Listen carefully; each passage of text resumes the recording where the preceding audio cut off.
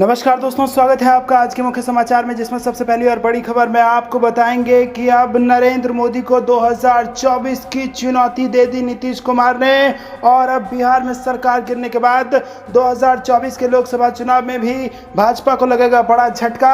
दूसरी बड़ी खबर में जिक्र होगा कि शपथ लेते ही तेजस्वी यादव का बड़ा ऐलान, 1 महीने के अंदर बिहार में मिलेगी बम्पर नौकरियां। तीसरी बड़ी खबर में आपको बताएंगे दोस्तों कि मध्य प्रदेश में कमलनाथ ने बनाई 123 अधिकारियों की सूची, कमलनाथ के निर्देश पर बड़ा काम हुआ है। और चौथी बड़ी खबर में जिक्र होगा दोस्तों, जिसमें आपको बताएंगे कि छत्तीसगढ़ के मुख्यमंत्री भूपेश बघेल ने बिहार में सत्ता परिवर्तन को बताया 2024 के लिए बड़ा संकेत। और पांचवी बड़ी खबर में जिक्र दिल्ली का, जहां के उप मुख्यमंत्री मनीष सिसोदिया ने दिल्ली एमसीडी पर 6000 करोड़ रुपए के घोटाले का लगाया आरोप। दोस्तों, हर एक खबर की गहराई में आपको ले जाएंगे, लेकिन उससे पहले आप अभी इस वीडियो को लाइक कीजिए और लाल बटन को दबा के चैनल को सब्सक्राइब करके घंटी बजाकर कमेंट में लिखिए जय हिंद। दोस्तों, रुक करते हैं सबसे पहली और बड़ी खबर की तरफ, जिसमें आपको बता दें कि नरेंद्र मोदी को 2024 की चुनौती देकर नीतीश कुमार ने उड़ाई नींद, संयुक्त विपक्ष का बनेंगे फेस। जी हां दोस्तों, नीतीश कुमार ने बिहार के 8वीं बार मुख्यमंत्री के रूप में शपथ ले ली है।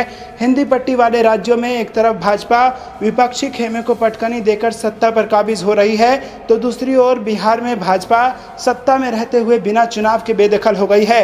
इसके पीछे सबसे बड़ी वजह नीतीश कुमार हैं। राज्य विधानसभा चुनाव में तीसरी नंबर की पार्टी होने के बावजूद नीतीश कुमार के हाथ सत्ता की चाबी रही। और अब नीतीश कुमार का बयान साल 2024 में होने वाले लोकसभा चुनाव से पहले बड़ा संकेत दे रहा है। आम चुनाव में विपक्ष के पीएम कैंडिडेट के सवाल का नीतीश ने सीधा जवाब तो नहीं दिया, लेकिन ये जरूर कह डाला कि नरेंद्र मोदी 2024 में पीएम नहीं रहने वाले। उनका बयान राजनीतिक गलियारों में कई सवाल और संभावनाओं को पैदा कर रहा है। इससे पहले बिहार में बड़े राजनीतिक घटनाक्रम के तहत नीतीश कुमार ने एनडीए से किनारा करते हुए महागठबंधन के साथ अपने नए रिश्ते को आगे बढ़ाया और एक बार फिर सत्ता की चाबी अपने हाथ में ली। हालांकि इस बार उनके साथ डिप्टी सीएम के तौर पर आरजेडी प्रमुख लालू प्रसाद यादव के बेटे तेजस्वी यादव रहेंगे।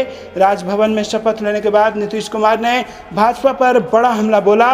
उन्होंने कहा कि भाजपा के साथ वो अपना अलायंस 2 महीने से तोड़ना चाह रहे थे और उन्होंने भाजपा पर उनकी पार्टी को बदनाम करने और नीचा दिखाने की कोशिश करने का आरोप लगाया। दोस्तों, रुक करते हैं अगली बड़ी खबर की तरफ। शपथ लेते ही तेजस्वी यादव का ऐलान, 1 महीने के अंदर बिहार में मिलेगी बम्पर नौकरियां, सीएम नीतीश से हो गई रोजगार पर बात। जी हां दोस्तों, बिहार के डिप्टी सीएम तेजस्वी यादव ने शपथ ग्रहण समारोह के तुरंत बाद बिहार में बम्पर रोजगार देने का वादा किया है।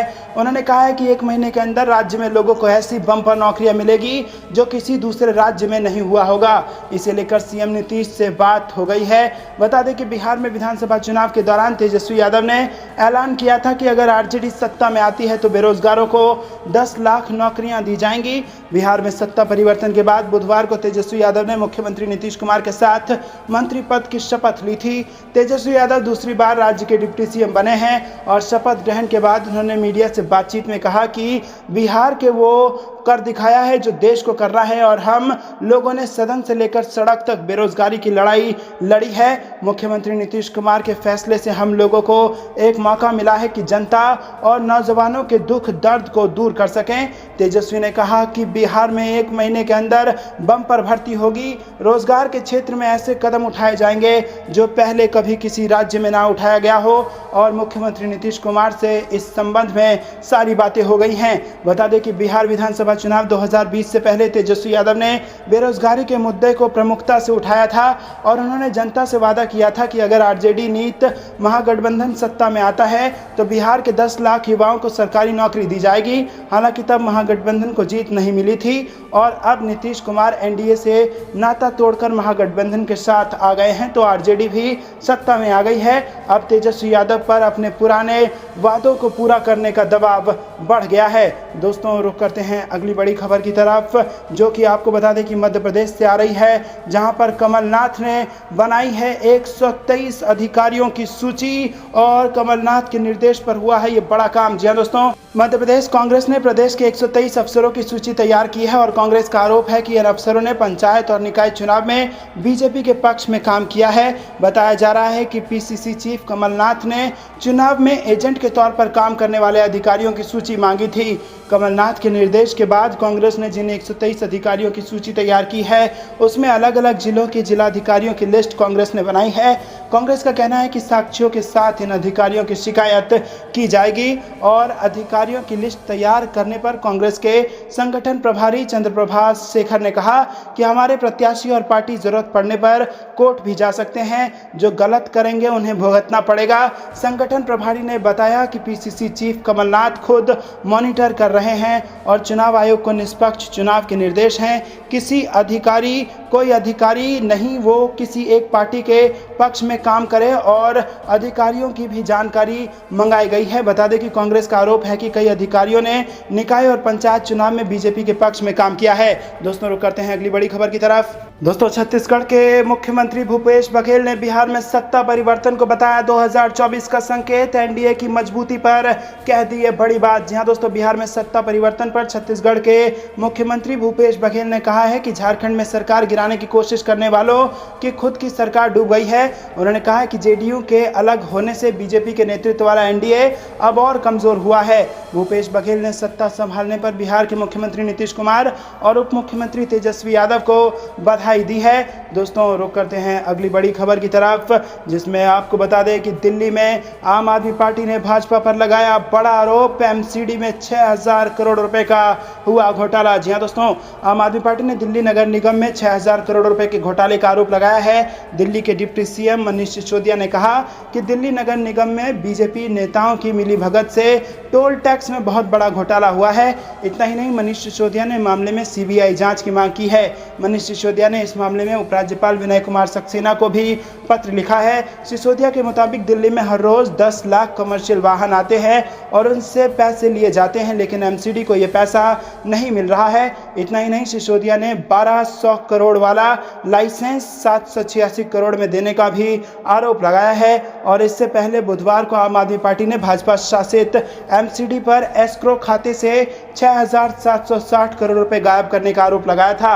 आप विधायक और एमसीडी प्रभारी दुर्गेश पाठक ने दावा किया था कि एस्क्रो खाते में कुल 6800 करोड़ का पार्किंग और कन्वर्जन शुल्क जमा किया गया था, जबकि भाजपा शासित एमसीडी ने पार्किंग पर 2012 से अब तक सिर्फ 40 करोड़ रुपए ही खर्च किए हैं। आम आदमी पार्टी के एमसीडी प्रभारी का कहना है कि एमसीडी जो भी टैक्स लेती है वो एस्क्रो खाते में जाता है और इसी खाते में बड़े घोटाले की यहां पर आरोप लगाई है आम आदमी पार्टी ने भारतीय जनता पार्टी पर। दोस्तों रुक करते हैं अगली बड़ी खबर की तरफ। तिरंगा हमारा अभिमान है, ये हर दिल में रहता है, राष्ट्रवाद कभी बेचा नहीं जा सकता, राहुल गांधी का बड़ा बयान। जी हां दोस्तों, राशन देने के बदले गरीबों से तिरंगे के नाम पर जबरन 20 रुपए की वसूली किए जाने वाले वीडियो पर राहुल गांधी ने केंद्र सरकार पर हमला बोला है। उन्होंने कहा है कि तिरंगा हमारा अभिमान है और ये हर दिल में बसता है, राष्ट्रवाद कभी बेचा नहीं जा सकता। सोशल मीडिया पर एक वीडियो तेजी से वायरल हो रहा है जिसमें राशन कार्ड धारक यह आरोप लगा रहे हैं कि यदि हम तिरंगा नहीं ले रहे तो हमें राशन नहीं दिया जाएगा। पूर्व कांग्रेस अध्यक्ष राहुल गांधी ने इसी वीडियो को फेसबुक पर साझा कर केंद्र पर हमला बोलते हुए कहा कि तिरंगा हमारा अभियान है, यह हर दिल में बसता है, राष्ट्रवाद कभी नहीं बेचा जा सकता। यह बहुत ही शर्मनाक है कि राशन देने के बदले गरीबों से तिरंगे के नाम पर जबरन 20 रुपए वसूले जा रहे हैं। तिरंगे के साथ साथ हमारे देश के गरीबों के आत्मसम्मान पर भी प्रहार कर रही है भाजपा सरकार। दरअसल हर घर तिरंगा अभियान के तहत मोदी सरकार ने 20 करोड़ घरों पर तिरंगा लगाने का फैसला किया है। सरकार के इस अभियान को बीजेपी शासित राज्यों में भी खूब भुना रहे हैं। दोस्तों रुक करते हैं अगली बड़ी खबर की तरफ। महाराष्ट्र कर्नाटक में भी बदलेगी सरकार, भाजपा के मुंह पर करारा तमाचा। जी हां दोस्तों, दरअसल दोस्तों झारखंड प्रदेश कांग्रेस कमेटी के प्रभारी और पार्टी के केंद्रीय महासचिव अविनाश पांडे ने मंगलवार को एयरपोर्ट पर पत्रकारों से बात करते हुए कहा कि बिहार में सत्ता का परिवर्तन एक नई शुरुआत है। पूरे देश की राजनीतिक चेतना में बदलाव आ रहा है और आने वाले दिनों में महाराष्ट्र और कर्नाटक जैसे राज्यों में भी सरकारें बदलेंगी। उन्होंने कहा कि लोकतंत्र में विश्वास रखने वाले दल एक मंच पर आ रहे हैं जो देश में आपातकालीन स्थिति बनी हुई है उसका जवाब देंगे हर एक सामाजिक कार्यकर्ता, राजनीतिक तौर पर सक्रिय नेता अपनी जिम्मेदारियों का निर्वहन करते हुए बदलाव लाएंगे। संविधान पर विश्वास करने वाले कई राजनीतिक दलों के नेता जो लोकतंत्र को मजबूत करने के लिए एकत्रित होकर काम करने की सोच रहे हैं, वो शीघ्र ही एक बैनर तले एकजुट होंगे। और इसी के साथ उन्होंने कहा कि ये तो शुरुआत है दोस्तों, अब कर्नाटक और महाराष्ट्र में भी बदलेगी सरकार। कर्नाटक में जिस प्रकार से षड्यंत्र करके सरकार बनाया गया है, उसका भी तोड़ किसी भी वक्त सामने आ सकता है और फिर से वापस बन सकती है महाविकास अघाड़ी की सरकार। तो दोस्तों, क्या वाकई में बिहार के बाद अब महाराष्ट्र और कर्नाटक में भी भाजपा को फिर से लगेगा झटका? आपको क्या कुछ लगता है, कमेंट में बताइए। रुक करते हैं अगली बड़ी खबर की तरफ। बिहार में खेला करके तेजस्वी यादव ने देश के विपक्षी दलों को दी बड़ी सीख, कहा भाजपा से डरे नहीं। जी हाँ दोस्तों, राष्ट्रीय जनता दल प्रमुख लालू यादव के बेटे तेजस्वी यादव ने बिहार में खेला करने के बाद देश के विपक्षी दलों को बड़ी सीख दी है। बिहार में महागठबंधन की फिर से सरकार बनने जा रही है और नीतीश कुमार दोबारा मुख्यमंत्री बनेंगे। नीतीश कुमार की जेडीयू अब बीजेपी का साथ छोड़कर आरजेडी, कांग्रेस, वाम दलों संग सरकार का गठन कर रही है। तेजस्वी यादव ने मंगलवार को कहा कि ये कदम देश के तमाम विपक्षी दलों को एक बड़ा संदेश है और हमने दिशा दिखाई है। बीजेपी डर की राजनीति करती है, लेकिन हमें डरना नहीं है। तेजस्वी यादव ने मीडिया को संबोधित करते हुए कहा कि अगर आप मजबूती के साथ खड़े होते हैं तो जनता भी आपके साथ रहती है। जनता के मुद्दे पर बिना डरे खड़े हों तो पूरा देश आपके साथ खड़ा हो सकता है। रुक करते हैं अगली बड़ी खबर की तरफ। भाजपा मंत्रियों के भ्रष्ट आचरण से परेशान थे नीतीश कुमार। जी हां दोस्तों, बड़ा खुलासा आपको बता दें कि बिहार के मुख्यमंत्री नीतीश कुमार के करीबी झारखंड सरकार के पूर्व मंत्री सरयू राय ने दावा किया है कि नीतीश कुमार का राष्ट्रीय जनतांत्रिक गठबंधन यानी कि एनडीए छोड़ने का फैसला अचानक नहीं हुआ। सरकार में भाजपा के कुछ मंत्रियों के भ्रष्ट आचरण और कुछ मंत्रियों द्वारा बेंगलुरु में जमीन खरीदने की पुष्ट सूचना से वो आहत और अचंभित थे। आरसीपी प्रकरण और जेडीयू को तोड़ने की केंद्र की कोशिश की सूचनाएं ताबूत में आखिरी कील बनी और उन्होंने कहा कि राष्ट्रीय जनता दल के साथ जेडीयू के तालमेल को 2024 में होने वाले लोकसभा चुनाव के परिप्रेक्ष्य में देखा जाना चाहिए। आरजेडी प्रमुख लालू यादव के खिलाफ केंद्रीय एजेंसियों का शिकंजा कसता जा रहा है। 2024 में सब कुछ ठीक ठाक रहा तो नीतीश कुमार विपक्ष का प्रधानमंत्री पद का चेहरा हो सकते हैं। दोस्तों, रुक करते हैं अगली बड़ी खबर की तरफ, जिसमें आपको बता दें कि गुजरात के दौरे पर केजरीवाल चुनाव पूर्व एक और योजना का करेंगे ऐलान। जी दोस्तों, भाजपा के लिए बड़ी मुसीबत साबित हो रहे हैं गुजरात में आम आदमी पार्टी के संयोजक केजरीवाल। और आपको बता दें कि राष्ट्रीय संयोजक अरविंद केजरीवाल बुधवार को गुजरात पहुंचकर राज्य की जनता के लिए एक और योजना की घोषणा करेंगे।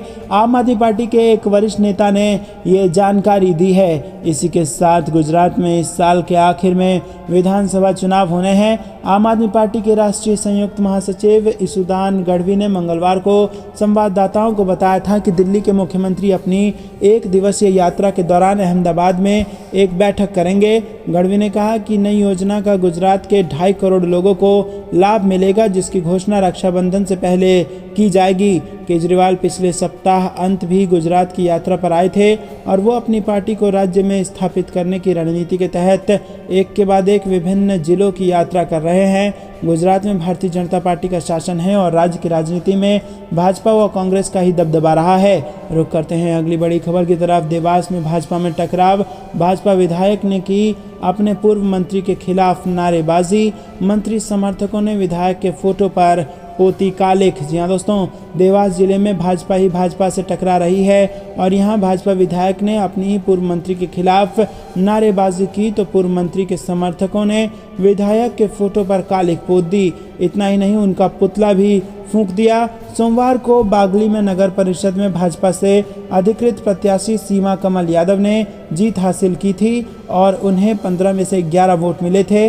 जीत के बाद उत्साहित भाजपा विधायक पहाड़ सिंह कन्नौजे और उनके समर्थकों ने पूर्व मंत्री दीपक जोशी के खिलाफ जमकर नारेबाजी की।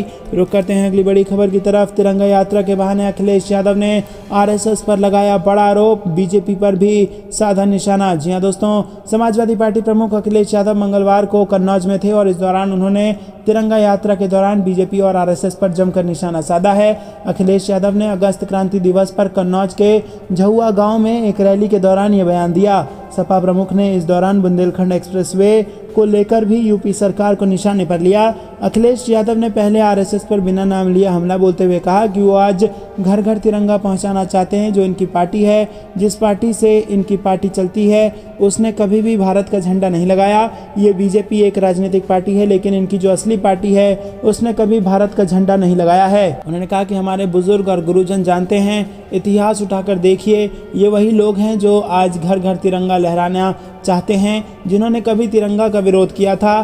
तिरंगा का विरोध करने वाले लोग आज तिरंगे के सहारे हमारे और आपके घर में पहुंचना चाहते हैं। दोस्तों, रुक करते हैं अगली बड़ी खबर की तरफ। बिहार के ताजा घटनाक्रम से यूपी में सपा के हौसले बुलंद। अखिलेश यादव बोले, ये एक अंत की शुरुआत। जी हाँ दोस्तों, बिहार में सरकार बदलने से यूपी में समाजवादी पार्टी की उम्मीदें जागी हैं और हौसला बढ़ा है।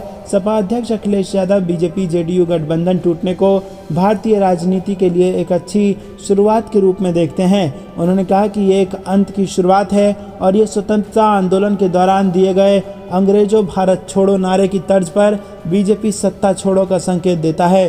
कन्नौज में पत्रकारों से बात करते हुए अखिलेश यादव ने कहा कि हमारे समुदाय के लोगों को अब संस्थाओं में पोस्टिंग नहीं मिल रही है और सभी बीजेपी समर्थकों को विश्वविद्यालयों और शैक्षणिक संस्थाओं में महत्वपूर्ण पदों पर नियुक्त किया जा रहा है। उन्होंने चेताया कि यदि वो और अधिक शक्तिशाली हो जाते हैं तो आपके वोट का अधिकार भी छीन लिया जा सकता है।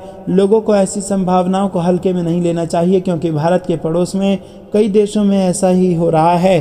अखिलेश यादव ने सार्वजनिक उद्यमों को कॉरपोरेट घरानों के हाथों बेचे जाने के लिए सत्तारूढ़ बीजेपी पर निशाना साधा और कहा कि भगवा पार्टी जिस तरह से रेलवे, हवाई अड्डों और एयरलाइंस जैसे सरकारी प्रतिष्ठानों को बेच रही है, एक समय आएगा जब लोगों के साथ गुलामों जैसा सुलूक किया जाएगा। दोस्तों, रुक करते हैं अगली बड़ी खबर से आ रही है। नीतीश कुमार ने कर दिया खेला, तेजस्वी के साथ मिलाया हाथ।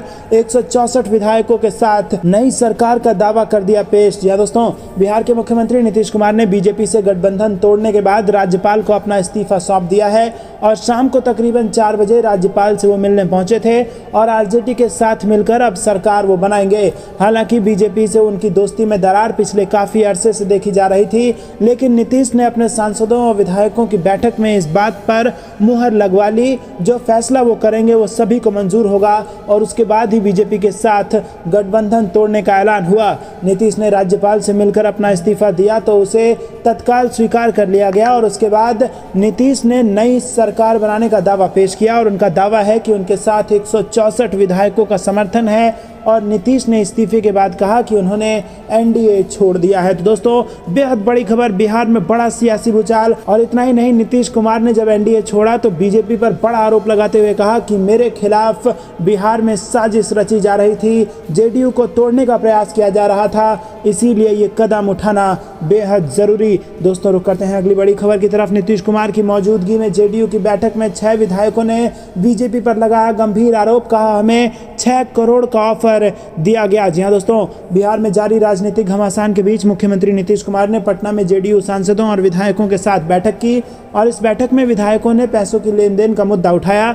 सूत्रों से प्राप्त जानकारी के अनुसार 6 विधायकों और 2 मंत्रियों ने नीतीश कुमार से कहा कि पूर्व जेडीयू अध्यक्ष आरसीपी सिंह ने उनसे पैसे के लेन देन की बात की थी और ये बात उन्होंने बीजेपी के इशारों पर की थी। विधायकों ने कहा कि उन्हें 6 करोड़ का ऑफर दिया गया। वहीं इसके बाद बैठक में राज्य के मुख्यमंत्री नीतीश कुमार ने कहा कि बीजेपी ने उन्हें अपमानित करने का काम किया है और पार्टी को कमजोर करने की कोशिश की गई है। सूत्रों के अनुसार खबर आ रही है कि नीतीश कुमार ने सभी विधायकों, सांसदों और नेताओं से उनकी राय पूछी और उसके बाद गठबंधन तोड़ने का ऐलान कर दिया। हालांकि अभी तक इसकी आधिकारिक घोषणा नहीं हुई है।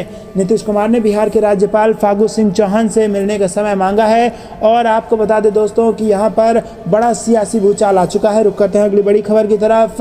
उत्तर प्रदेश में देखने को मिला बिहार का असर। अखिलेश यादव ने भाजपा पर कसा तंज, कहा अंग्रेजों भारत छोड़ो के दिन बीजेपी भगाओ की हो गई है शुरुआत। जी हाँ दोस्तों, बिहार में तेजी से बदलते घटनाक्रम के बीच समाजवादी पार्टी के अध्यक्ष अखिलेश यादव ने भाजपा पर निशाना साधा है। अखिलेश यादव ने बिहार में एनडीए गठबंधन टूटने को बढ़िया शुरुआत कहा और अखिलेश यादव ने कहा कि अंग्रेजों भारत छोड़ो के नारे वाले दिन बिहार से बीजेपी भगाओ का नारा आया है और यह अच्छी शुरुआत है। बता दें कि बिहार में बीजेपी जेडीयू का गठबंधन टूट गया है और नीतीश कुमार ने सीएम पद से इस्तीफा दे दिया है। नीतीश अब महागठबंधन के साथ मिलकर सरकार बना सकते हैं। अखिलेश यादव ने कहा कि अलग अलग राज्यों में राजनीतिक पार्टियां और जनता दल बीजेपी के खिलाफ खड़ी होंगी और अभी तक बीजेपी सरकारों को तोड़ती रही है, विधायकों को खरीद कर सरकारें बनाती रही है। बिहार के लोगों ने बीजेपी को बड़ा सबक सिखाया है और चुनी हुई सरकार को तोड़ने वाली बीजेपी को उसी के अंदाज में बिहार से जवाब मिला है। दोस्तों, रुक करते हैं अगली बड़ी खबर की तरफ। धीरे धीरे सिकुड़ता जा रहा है एनडीए, भाजपा का दामन छोड़ते जा रहे हैं उसके साथी। जी हाँ दोस्तों, क्या अकेले रह जाएगी भाजपा? आपको बता दें कि एनडीए गठबंधन से अब जनता दल यूनाइटेड भी अलग हो गया है।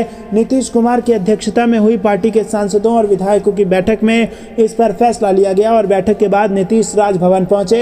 यहां उन्होंने राज्यपाल को अपना इस्तीफा सौंपा और कहा जा रहा है कि जेडीयू फिर से आरजेडी और महागठबंधन के साथ सरकार बनाएगी। बीते कुछ समय में एक एक करके एनडीए के कई दल गठबंधन से अलग हो चुके हैं और ऐसे में चर्चा होने लगी है कि क्या अब एनडीए में केवल भाजपा ही रह जाएगी? आखिर क्यों ये क्षेत्रीय और छोटे दल भाजपा से नाराज हैं? जी हाँ दोस्तों, आपको बता दें कि चाहे वो अकाली दल हो, चाहे वो शिवसेना हो या फिर अब वो जेडीयू हो, सिलसिलेवार तरीके से सभी पार्टियां अब अलग होते नजर आ रही हैं एनडीए से, जिसके बाद कहीं ना कहीं ये सवाल उठ रहा है कि क्या एनडीए में भाजपा अकेली रह जाएगी। रुक करते हैं अगली बड़ी खबर की तरफ। हाथ में उल्टा तिरंगा थामे बीजेपी सांसद का वीडियो हो गया वायरल, मामले के तूल पकड़ने पर देनी पड़ी सफाई। जी हाँ दोस्तों, आपको बता दें कि आजादी के अमृत महोत्सव को लेकर देश भर से वीडियो फोटो सोशल मीडिया पर छाए हुए हैं। इसी बीच मध्य प्रदेश के खंडवा से बीजेपी सांसद ज्ञानेश्वर पाटिल का वीडियो चर्चा का विषय बना हुआ है, जिसमें सांसद साहब हाथ में उल्टा तिरंगा थामे हुए फोटो खिंचवाते दिखाई दे रहे हैं।